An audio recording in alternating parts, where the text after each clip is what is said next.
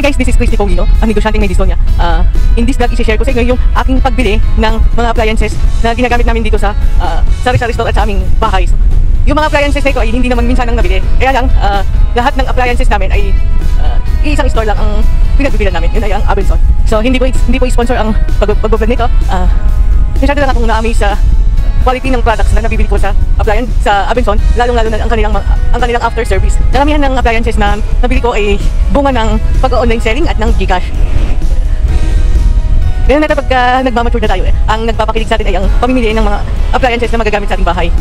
Naalala ko, nung bata pa kami, palagi kaming isinasama ni tatay pagka bumibili siya ng appliances sa Abenson, Cabanatuan. So, kami po ay tiga rito sa Science City of Muñoz. From Muñoz to Cabanatuan, ang travel time po ay 1 hour, 45 minutes to 1 hour. So, buti na lang ngayon ay nagkaroon na ng branch dito sa San Jose. Ang Muñoz to San Jose ay 20 minutes. So yun, dumating yung Condura chiller, 10 cubic feet po ito. Kasama nung Condura chiller, bumili pa ako ng stand sa Abenson. Akala ko kakailanganin kasi nga yung lumang naming rep ay may stand din siya na kahoy na pagawa naman ni tatay. So para may iba, bumili ako ng stand. Yun pala, yung Condura chiller ay hindi kailangan ng stand kasi nga may gulong siya. So yung stand na nabili ko ay ang gumamit ay yung luma naming rep na Condura. May luma kaming rep na two-door na Condura. Napaka-bilis lumamig ang lagayan, more than 20 pieces ang pwedeng may lagay na kinabukasan, pwede nang may benta. So yan. Siya na ang gumamit nung stand na nabili, Condura chiller ng 11:30 ng umaga. Nung nakita yun ng aming kapitbahay na si Kuya Buboy, sabi nga, palitan yung circuit breaker namin tsaka yung safety box kasi yung aming circuit breaker ay hindi compatible para sa mga appliances na katulad ng rep. Kasi pagka may dalawa ng rep, hindi na compatible sa aming circuit breaker. So after 5 hours yun. 5 hours na napakainit, walang kuryente. So yun. Nagamit na yung, after 5 hours, na-install na yung bagong circuit breaker. So nagkaroon na ng kuryente. Yun. Kinabukasan yun. Tsaka ko naman sinalansan sa aking Condura chiller ang aking mga panindang PET bottles na nabili sa Pure Gold San Jose. Nung una po, yung mga products ng chiller ay hindi masyado napapansin. May time pa rin na nag-expired na sa sobrang katagalan. So, for personal consumption na lang muna. After a year, may 2 years na ngayon ang Condura chiller namin. So, thank God na hindi na nag-expired yung aming mga products. Kasi, alam na ng mga customer na may beverages dun sa tindahan na yan. So, yun. Palaging malamig yung paninda na yan. Yun. Okay. Ang isa sa hinahangan ko sa Abenson yung kanyang after service. So, yung mga nabibiling appliances namin ay under sa kanilang 1-year warranty. May representative na pupunta dito. Depende sa brand na nabili mo sa kanila. So, yun. Kapag under sa warranty, walang bayad yung check-up. Ang babayaran na lang ay yung kung may papalitan na parts, ganun. Tapos, matapos ng warranty, may charge na yun, yung pagpunta ng representative dito, pati yung kung ano yung papalitan dun sa iyong unit. So, na-observe ko itong Condura chiller ko, kasi yung computer table ko, malapit lang dito sa tindahan. So, naririnig ko din yung fan nga, pagka umaandar na yung fan ni Condura chiller, naririnig ko, iba yung tunog. Tapos yun, nag-message ako kay Abenson, may pinapuntang Condura representative dito. Sabi, kaya maingay itong kaya maingay itong chiller kasi nga po, yung fan niya sa likod, nakahigop siya ng plastic. Yung plastic na yun ay galing sa mga package na binabalot ko. Yun, nung tinanggal ngayon, tapos, yun, nawala na yung ingay. Blessing in disguise din yung pagpunta ni Condura dito. Kasi nga, aside sa complaint ko sa aking Condura chiller na maingay, nakita niya din na yung aking, dun sa harapan, dun sa baba, nag-i-stack ng tubig. So, ba't nag-i-stack? Nung tinignan niya, yung pagtayo pala ng Condura chiller ay hindi pantay. So, tagipang. Kasi nga, hindi din maganda yung lugar kung saan nakapwesto yung chiller namin. So, inayos niya para hindi daw mag-stack yung tubig dun sa gilid. May pinihit lang siya dun sa gilid, sa bandang ilalim ng chiller. Yun, simula nung pinihit ngayon, hindi na nag-i-stack ng tubig. Yun.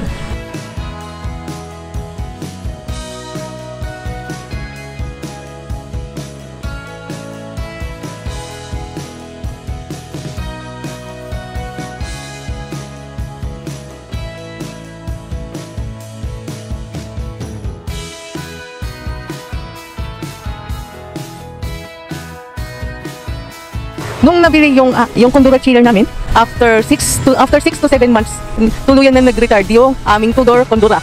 Yung two-door Condura na ito ay nabili 12 years ago sa Abenson, Cabanatuan. So, yun. Nung una, nag-chat ako sa Abenson. Nagpadala sila ng representative ng service center ng Condura. Kahit na tapos na yung warranty period, Yun, may extra charge lang kasi pagka natapos na yung warranty period sa Abenson. So, nung na-check na yun, sabi may papalitang parts. After 3 days napalitan yung parts. After 3 days, nung napalitan na yung parts, gumana naman yung rep. Kaya lang after 3 days, hindi na naman siya gumagana. Nung pinatignan ulit, compressor naman daw ang sira. So, kapag compressor ang sira, papatak siya ng 12,000. Pero hindi pa sure kung talagang magagawa na or magpe-perform pa rin yung kondura tulad ng kanyang dating performance. So, yun. Kaya nag-decide si Mother, bumili na rin ng panibagong ref. So, pumunta kami sa Abenson San Jose, bumili ng ref. Kaya lang, nung dumating yung ref dito sa bahay, napakaliit pala yung ref na nabili namin. 8 cubic feet na LG. So, yung ang hinahanap kasi namin yung kung yung size ng papalitan naming kondura, ganung sarang size ang hinahanap namin, pero iba yung dumating. So yun, after ang nangyari na lang, lahat ng debote dun sa rep na kondura, yung dati naming rep, lahat ng debote na nandun ay nilagay na sa ating chiller. Kaya lang kung ilalagay lahat sa ating chiller, magiging limited naman yung space para sa mga pet bottles. So yun, pinost ko na lang siya sa aking Facebook na baka may nangangailangan ng ganitong rep, ilang days pa lang na nagagamit. So yun, na nabili naman siya ng aking pinsan. So after niya nabili, pumunta na ulit kami sa Abenson ng aking kapatid. So bumili kami ng mas malaking rep. So yun, same ang brand ng nabili namin ni nanay na LG. Maganda pala yun kasi nga hindi nag-yellow yung freezer niya. Kasi pagka nag-yellow yung freezer niya, kailangan mo din tanggalin yung yellow na yun, may tendency ding mabutas yung freezer. So yun, isang mo lang matatanggal na, isang hatak mo lang dun sa kwan, hindi na siya mag-yellow sa gilid-gilid. Ang nabili naming brand ay LG, Korean brand to. Maganda din. Maganda yung performance niya. So yun, kapag halimbawa may bubuksan akong case ng pet bottles, tapos sobra para dun sa aking kondura chiller, dun ko na siya ilalagay sa LG.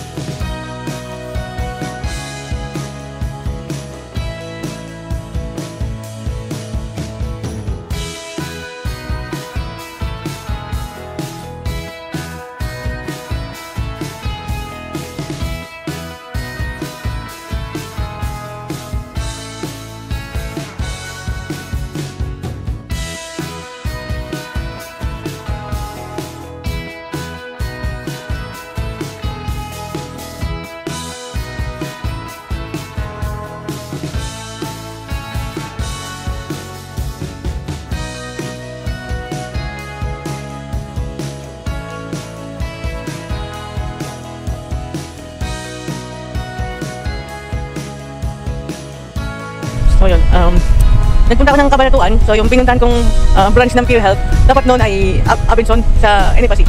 So matagal na po namin napag-uusapan dito sa bahay na kailangan na namin ng automatic washing machine.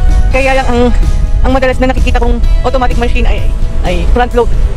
May scoliosis po ako, so hindi pwede sa akin yung madalas na pagyuyuko. So doon ko lang nakita na mayroon palang top load. So yun, kaya nung time na nagkaroon na ng pera, bawal naman nang lumabas. So binigay ko na lang sa kapatid ko, siya na lang yung bumili. So after 2 days, nai-deliver na dito sa bahay. Kapag bumibili po kami sa Abenson, Monday to Friday, bibili kami. By Saturday, i-deliver na. Ganun sila kabilis.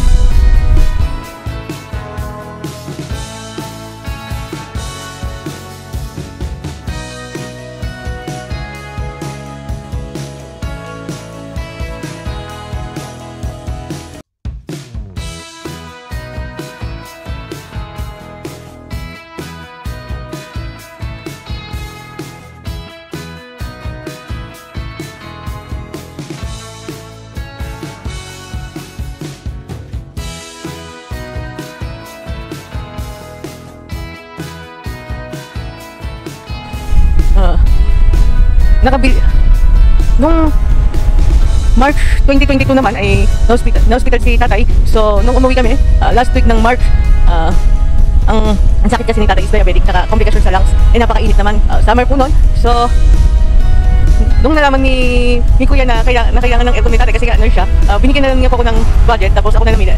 So, pumunta po ako dito sa Abenson San Jose kasama yung electrician na nakakaalam kung ano yung tamang sukat para dun sa kwartong pinapaayos namin para kay tatay. So, yun. After 2 days, na-deliver na din yun. 3 installation naman siya. So, yun. Maganda naman. Simula March 27 hanggang November, simula March hanggang October 2022, yung nabiling aircon ay hindi pinapatay. Magdamag po yun. Napapatay lang po siya kung lalabas si tatay ng kwarto. So, by October, naidala na naman namin siya sa hospital. Then, nung umuwi, yun, totally bedridden na siya. Hindi na lumalamig yung aircon katulad nung lamig niya nung mga naunang buwan. Although, every week, nililinis naman namin yung aircon.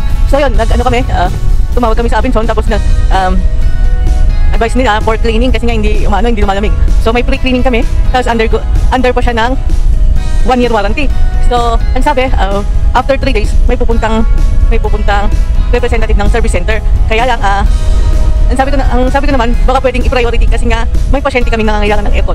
So, nung chinat ko, kinabukasan may dumating na. So,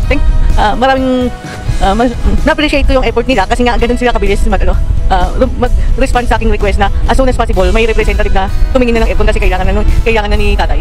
So, yun, kailangan pala ng deep cleaning ng aircon kasi nga po, dahil ilang buwan ng gumagana yung aircon, mas mabilis siyang marumihan kaysa dun sa ibang gumagamit ng aircon na paminsan-minsan lang ang gamit.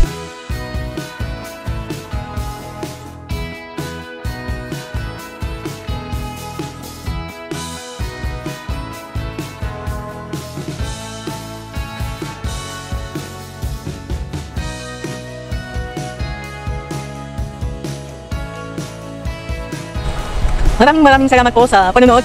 Sana nagustuhan nyo. Please do like and subscribe sa aking YouTube channel. Maraming salamat din po sa mga bagong subscriber, sa mga nagko-comment. Maraming salamat po. This is Christy Paulino, ang tinderang may dystonia. So hanggang sa muli po. Ingat po sila. God bless po. Bye!